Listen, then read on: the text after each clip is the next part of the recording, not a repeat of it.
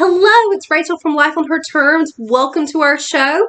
I want to share with you today 3 tips that are going to help make over your wealth mindset today. So if you are a female faith-based driven entrepreneur, then money has come up for you. Maybe you've had one of those months where I've had where you're like, oh my gosh, I need more clients. Or maybe you've had weeks where you've like, your bank has been overflowing, but there's a constant fear of, oh, can I keep this? Can I sustain this? I gotta be honest, I've never been on my knees more than when I started my own business, okay? God called me to that, and I'm so glad that He did. It's been beautiful. But I'll tell you, a journey that's not always spoken about in the faith arena is money. And not just in the financial prosperity perspective, but from a woman. Because I grew up with a lot of interesting beliefs and a lot of interesting conversations around money, but they were never aimed at me as a woman. So I want to give you 3 tips today that are going to help inspire you with your wealth journey wherever you're at today. So number 1, I want you to know this. You do not have to suffer to make money. Woman, you do not have to suffer. You do not have to undercharge. You don't have to give away a ridiculous amount of free things. I'm not talking about when you're first starting out, when you might need to do a few free coaching sessions or, create a few new products and give them away for testimonials. That's just smart business.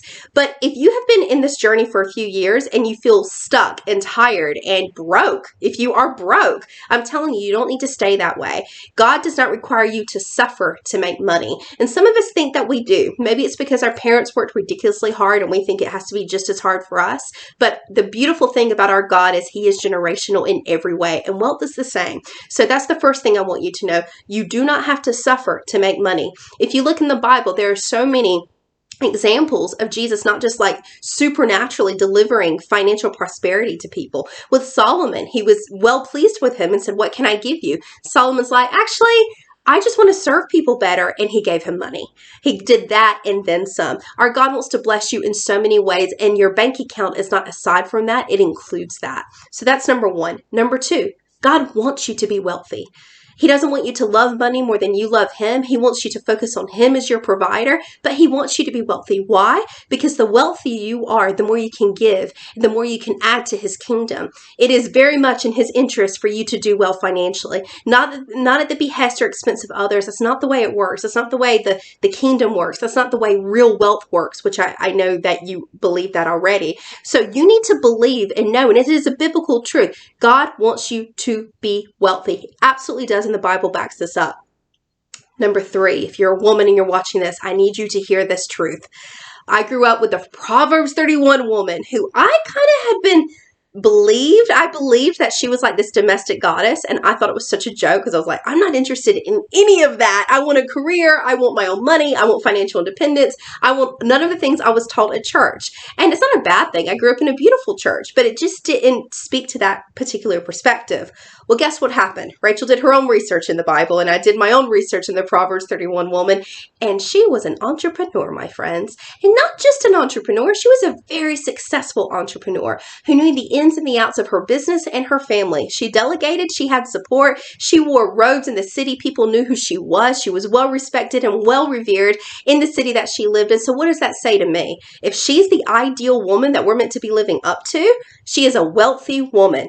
And she's perfect in the Bible, but we're not called to be perfect. But I want you to know that woman who we were called to, she's not just a domestic goddess, whether she is or she isn't. The point is, she was an entrepreneur, and she's the woman that we're called to aspire to be. So lady, if you at any point in your journey have thought, oh, I want this business, but I'm not sure if I should, and I feel guilty because I don't want to invest in this, or, I feel guilty for charging money, you need to stop it. Look no further than that woman, as in to vindicate the empire that you have inside of you that God has given you. Because guess what? If there is a desire that is in you, a real desire, that is, God put that there. It is not a surprise to Him. So you do not need to keep that to yourself. You do not need to feel guilty when charging a good amount, for charging what you're worth, for earning an income the same way a man would, by the way. If you're called to run a business, you're called to thrive in it. He does not want you to be broke in any part of your life, your bank account included. So if you're interested in hearing more about this is crazy, the journey it's taken me on, because I never thought I'd be talking about wealth, but I've been on my own wealth journey and continue to be on it. And I'm actually about to announce my second book, even though I've just finished publishing my first one, but that my next one is going to be about this very subject. And I would love to invite you personally to join me for a live masterclass in a few weeks on the 5th of June. The link is below, and it is called Grit, Grace, and Wealth, 10 biblical strategies to help you create financial abundance in your business. So if you would like to know what the Bible really says about wealth and womanhood and what it looks like for you to be a woman in business, I would love to help you out with that journey, because that's one I'm on as well. And I think that you'll be not just surprised, but completely encouraged by some of the scriptural truths that are actually in there. So I would love to see you there. Please register in the link below. Even if you can't make it live, we'll have the replay access for you, just so you can have access to that as well. So we'd love to see you there. Have a wonderful day. I hope this has been helpful.